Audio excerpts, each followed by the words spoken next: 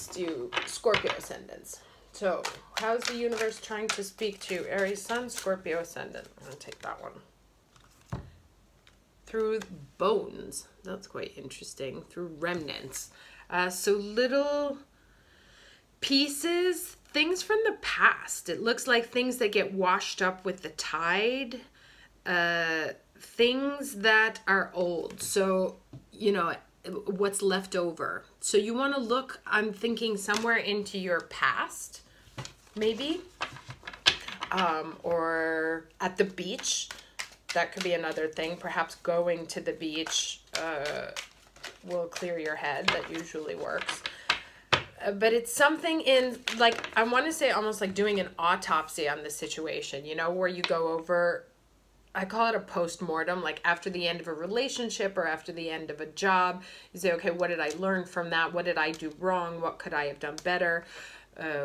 What were my challenges? What were my blah, blah, blah. And I think that in picking the meat off the bones or picking it bone dry is when you'll understand some of the dynamics of the situation. Now, this one says, flawed premises can attract true unwanted evidence. Okay, we got this before also. If you were to hear a false premise again and again until you yourself began to believe and repeat it, now your own activation of the contradictory vibration would interfere with your sense of intelligence, and you would begin to attract evidence of your belief, in effect, proving the false premise to be true. And so it becomes increasingly hard for you to call this a false premise when the evidence seems to be telling you that this is true. For over time, you come to believe it. Okay, so that makes sense because I said to do a post-mortem. So you've developed a vision of a situation that's not entirely true. It may be based on emotions. It may be more of an emotional response as opposed to factual. So I would say go over whatever it is that's stressing you or bothering you or that you can't figure out and pick it apart until you only have the skeleton left and you understand what the root of those dynamics are without all the, but concrete, you know, so like really something solid instead of the emotions and the thoughts and everything. Get down to like the actual tangible root of that which is blocking you. Cosmic gateway, your thoughts, the same thing. So your thoughts are magnetic and powerful. Be careful what you think because that's what ends up happening. So I think you have a situation going on that you're not seeing very clearly because you're letting your emotions and your thoughts guide you. And the more you have those thoughts, the more they become the actual situation. So focus on that which is concrete and tangible, like you can prove with physical evidence, as opposed to what you're thinking and feeling about a situation. Look for physical evidence is the other thing I got. Like if somebody thinks someone's cheating, look for physical evidence. I didn't ask. Sag. Okay. Aries Sun, Sag Ascendant. How is the universe trying to communicate? Take the top one. Through perception. Runes. Now, it's funny. I'm putting together a course on tarot and the origins of symbols. And, you know, we talk about these runes with a lot of sort of mystery and stuff. They developed from the Phoenician alphabet. So it's an evolution of the Phoenician alphabet, which was based on things in nature. So like birds were drawing of birds, and then there was a higher vision and a lower vision of that. But a lot of the lettering that we actually use in our language today comes from a graphical representation of the constellations. So these are sort of blessed with the energy of the stars, let's say. But they were able to draw these designs, these patterns, by observing the patterns in the sky. Okay, so your evidence is going to come to you through habitual observation and perception of a situation. Like look for patterns, look for the shapes that those, start connecting the dots.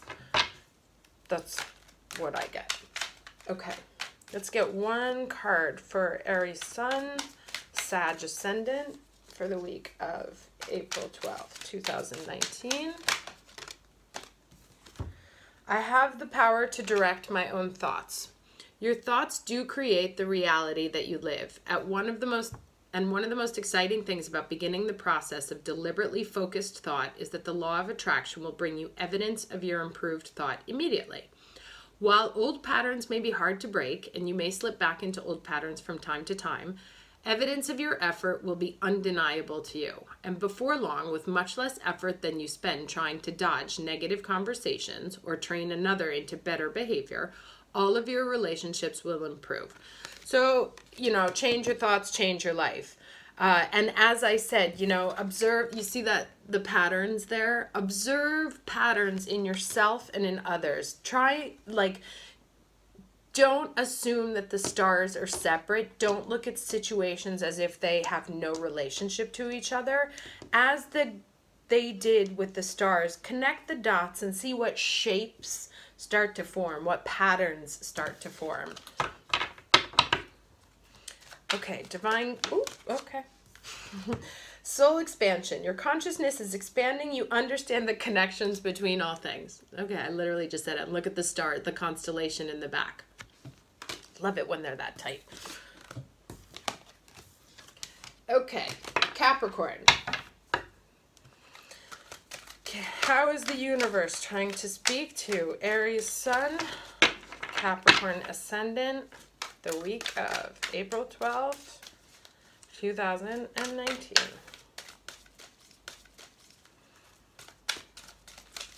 Ooh, I'm going to take that one. Okay, Black Cat, good luck. So now, thinking about this whole message about shifting things up, switching thinking, it's historically, now we think that if a black cat crosses your path, it's bad luck. But actually, cats were good luck in the times of Egypt. When Constantine and the church took over in 400, they decided to demolish and reappropriate all the pagan religions dating back to the times of Egypt. And so they said, okay, no, that everything that they believed is now not true. So it's just sort of an arbitrary flip of the truth. So something that you think is bad luck for you right now is actually good luck. So think about whatever symbols or communications that you have in your life that you have historically considered in one tradition. Think about try and flip everything on its head, like particularly things that you've thought to be bad. How could they be good? Or also get a cat. That's another, maybe in a pet store. I have control of the vibration I offer. So this is interesting tied to that. Once you begin to believe or expect good feeling things to come, you're in the vortex. And once you get in there, now you're a cooperative component. Now you get to rendezvous with all the good stuff that you have put there, and you can train yourself there. You can do it in a day. You have control of everything that rendezvouses, that's not a word, with you when you get control of the vibration that you offer. And you get control of the vibration that you offer when you care about how you feel. Okay, so it keeps repeating the word good. So Capricorns tend to be a little bit pessimist. So I would say that you need to see how all that's like the dark side, and then they have to stick their head up like over a window to look for the good. I want to say that whatever you have going on this week, look for the good in everything. Every shitty mood, every shitty meeting, everything that happens to you that you think is bad, find a way to flip it around and turn it on its head. That's you directing the energy, and that's you piloting what happens. Archangel Michael, trusting heaven, you're safe. Angels, stand close. Surrender your concerns and a miracle will occur. So whatever you're worrying about, what's keeping you down, what's putting you in a dark mood, try and flip it around and understand that all things work together for good.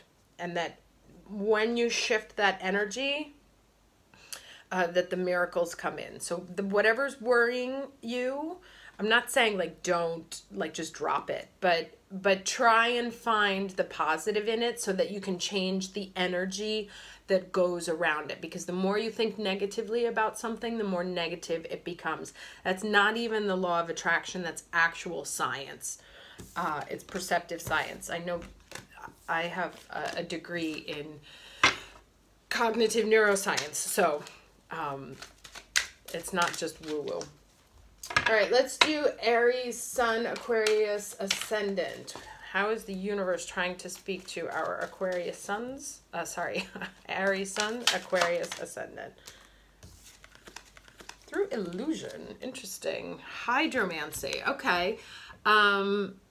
Interesting. The word that comes to mind is narcissism here, but obviously I can't espouse that. Look to water, because it makes me think of like Narcissus looking in his image.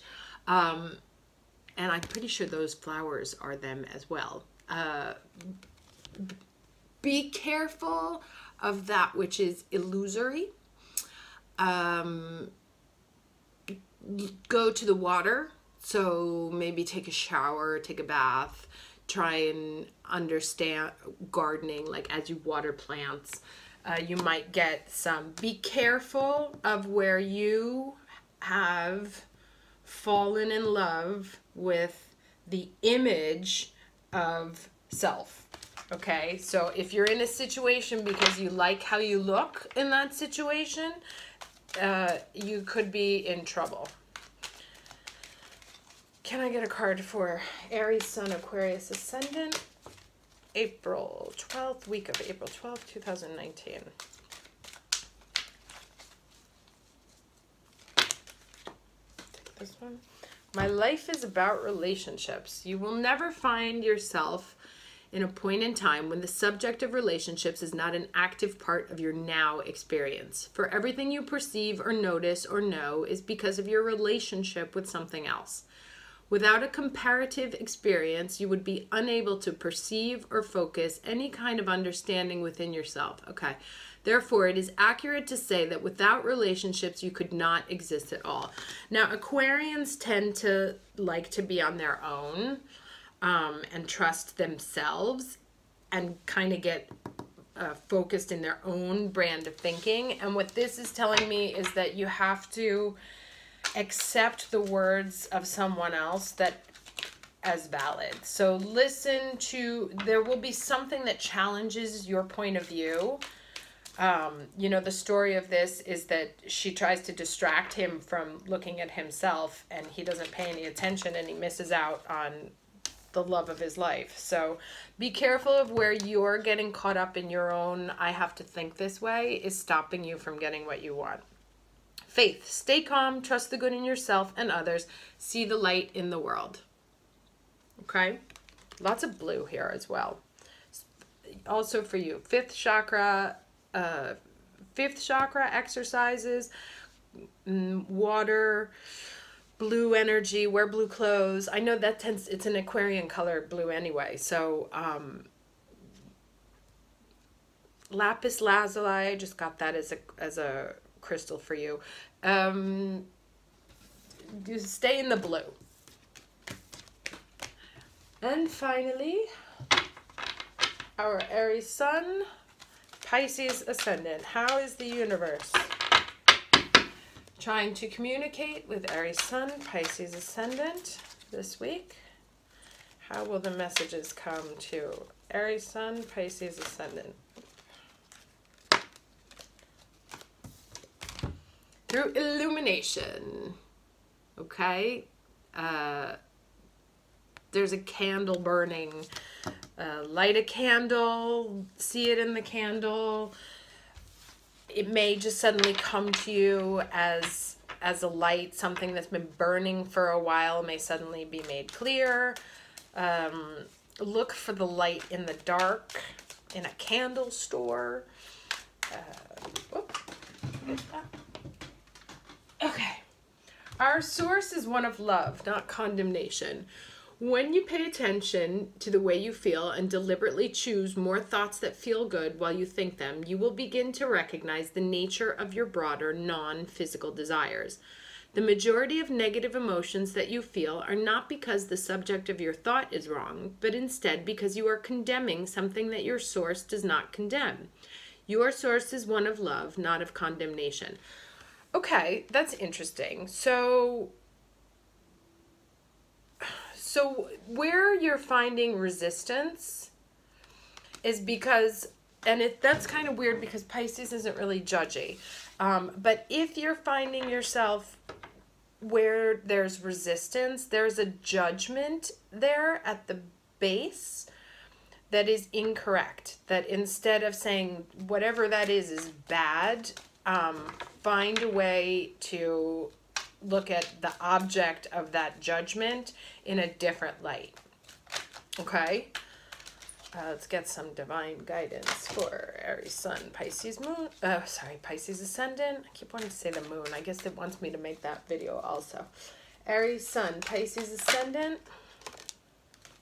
Okay, yeah. Increased awareness, deep connection, trust your inner voice. So there's something that's causing you a little bit of distress. Seems to be in the dark. And it may be that you can't, because you've had so many planets in, they'll either be in your 12th house or in your first house. And so you might be kind of feeling a little bit lost or feeling a little bit dark. I would say look for the things that you hold negative thoughts against.